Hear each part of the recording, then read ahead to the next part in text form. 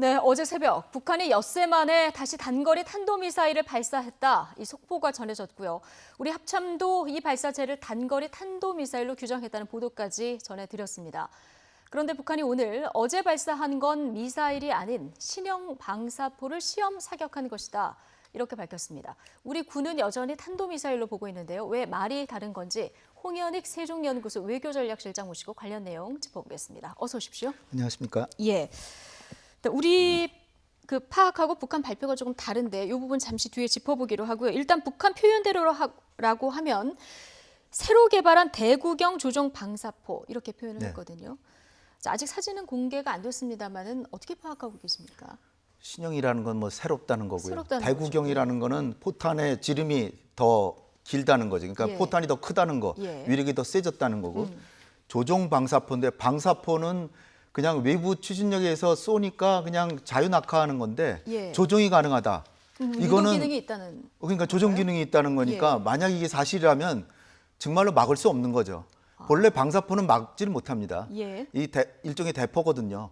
대포 포탄이 만약에 전시가 되면 북한이 우리가 가만히 손 놓고 있으면 한 시간에 그 서울 이북으로 10,000발의 포탄이 날아옵니다. 그래서 10,000발. 이 방사포 얘기하면은 서울 불바다 발언이 먼저 떠오르잖아요. 그렇죠. 이게 이제 보통 지금까지 방사포가 한 2년 전만 해도 서울로 치면 과천, 군포, 성남 조금 못 미쳐. 그 정도 안양 그 정도까지 날아갔는데 작년에 신형 200mm 그 방사포가 나오면서 이게 대전까지 날아간다.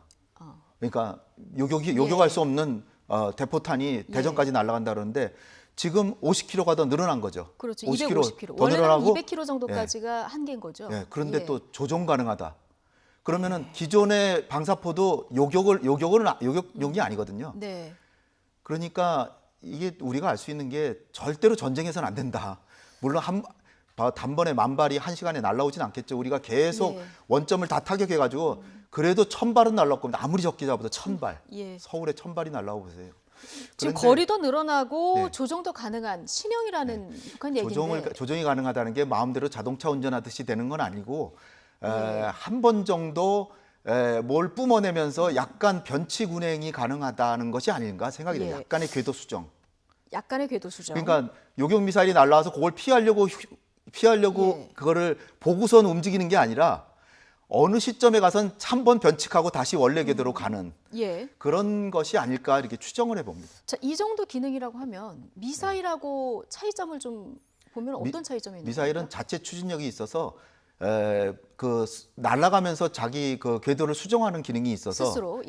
그런데 이 미사일도 이제 탄도 미사일과 순항 미사일인데 탄도 미사일은 대기권 밖에까지 날아갈 때는 추진체를 막 뿜어내면서 운행을 하다가 대기권 안으로 들어오면 자유낙하를 하거든요. 근데 지금 25일 날하고 지난 5월 달에 발사한 건 이스칸데르형이라는데 이거는 탄도 미사일이면서 대기권 밖을 나갔다가 다시 들어와서 자유낙하라는 게 아니라 하강 국면에서 다시 상승하다가 다시 또 하강한다. 그러니까 요격을 못하게 만드는 거죠. 그러니까 이거는 탄도 순항 미사일이라고 해야 될 것 같아요. 순항 미사일은 처음부터 속도가 좀 느려서 요격이 쉬운데 그 대신에 운행이 가능합니다. 그러니까 F-15가 대전에서 떠가지고 그 순항 미사일을 발사하면 평양에 있는 인민무력부 유리창을 정확히 맞추고 들어가는 그런 정도로 정확성은 더 높은데 그러나 요격이 느리니까 탄도미사일은 빠르니까 요격이 더 어렵고 그러나 이스칸데르는 탄도 순항 미사일 기능을 갖고 있으니까 굉장히 우리로서는 곤혹스러운 무기가 아닌가 생각합니다. 북한이 신형 방사포다 이렇게 얘기를 한 이후에 우리 군 발표도 다시 있었는데 신형 탄도미사일과 유사 형태를 아직까지 보고 있다 이렇게 지금 밝혔습니다. 저는 좀 유감스럽게도 북한 말이 맞을 것 같은 생각이 들어요. 왜냐하면은 지금 그 로켓이냐 미사일이냐 포탄이냐 이게 전부 이제 요즘엔 믹스가 돼가지고 우리가 현장에서 발사 현장을 보고 낙하 지점을 보면 정확히 알 수 있는데 북한과 우리 얘기가 지금 다른 상황인데 지금 북한이 잘못 발표하지는 않았을 것이다. 이렇게 발표했을 때 사실 실익도 없고요. 그렇게 파악하고 계시다고 하는데 그러면 이건 정밀 분석 결과까지 좀 지켜봐야 되는 상황인 겁니까? 사실 우리 국방부가 5월 4일, 5월 9일 발사한 북한의 발사체도 미국은 탄도미사일이라고 했는데 그때는 또 우리는 발사체라고 계속 우리는 그냥 얘기했잖아요. 단거리 발사체로 아직 예. 결정이 안 났어요.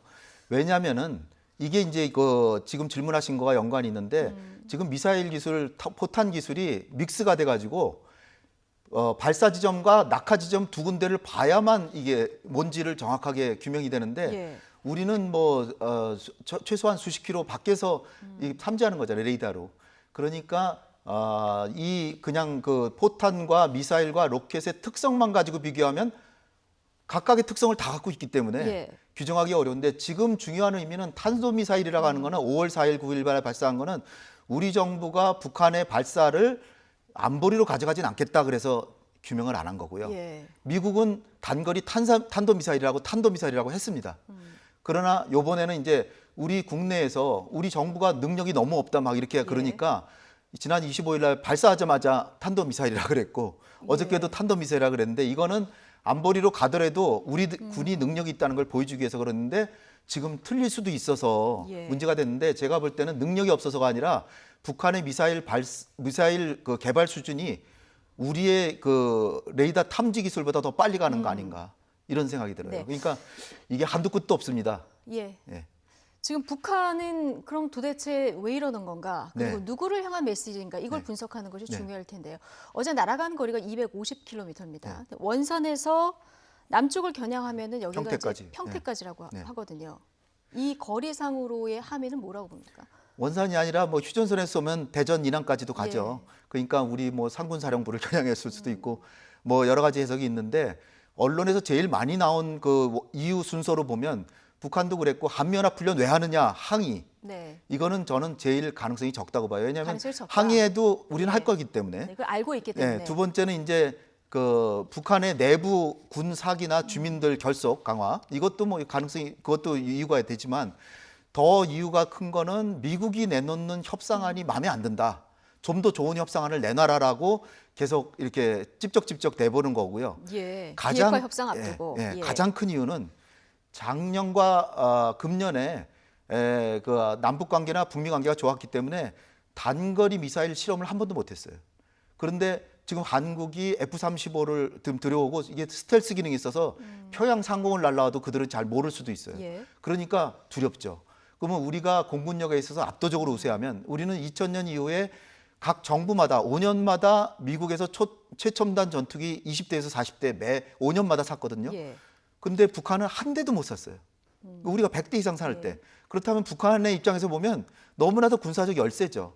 그러니까 우리는 좀 전투기보다 싼 미사일이라도 개발해서 만약에 전시가 되면 한국을 그만큼 공격할 수 있다는 걸 보여주기 위해서 하는 거니까 제가 볼 땐 꼭 공격용이라고 볼 필요도 없고 그들 나름의 군사력을 개발하는데 거꾸로 지금 이제 실무회담이 지난 23, 24일 날 판문점에서 북미 간에 접촉이 있었다는 거거든요.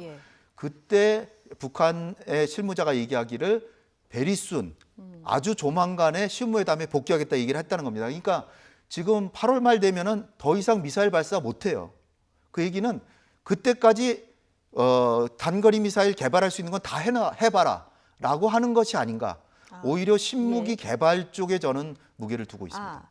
그러니까 이번 기회에 신무기 개발을 실험을 자꾸 하는 거고 그거 명분으로 삼은 것이 이제 뭐 그걸 가지고 정치적으로 활용하기 위해서 왜 한미 훈련하느냐 뭐 미국이 협상한 좀 더 좋은 걸 대외적으로 메시지를 대외적으로 메시지를 그렇게 하지만 실질적으로는 군사적으로 개발할 필요가 있기 때문에 하는 것이고 그 얘기는 지금 김정은이 생각하기에 이거 단거리 미사일도 충분히 개발했다. 그렇게 되면 협상에 나와서 적극적으로 하고 그다음에 미사일 발사 안 할 가능성이 있기 때문에 너무 우려할 필요 없고 한 가지만 더 말씀드리면 북한이 계속 이렇게 공격형 미사일 단거리 뭐 방사포 이렇게 하지만 우리도 있습니다. 어저께 국방장관이 얘기했듯이 현무2, 현무3, 이거 순항 미사일이 인민무력부 맞추는 것뿐 아니라 베이징 도쿄까지 날아가는 순항 미사일 우리가 갖고 있고요. 우리가 그냥 공개적으로 얘기를 안 해서 그렇지. 그리고 전투기도 훨씬 많이 사고 그리고 공격력을 확보하면 북한이 설사 우리를 괴롭혀도 이걸 요격하는 건 매우 어렵기 때문에 어차피 이거를 억제하는 거는 북한이 우리를 공격해도 우리가 북한을 섬멸할 수 있는 공격형 미사일만 갖고 있으면 억제할 수 있다.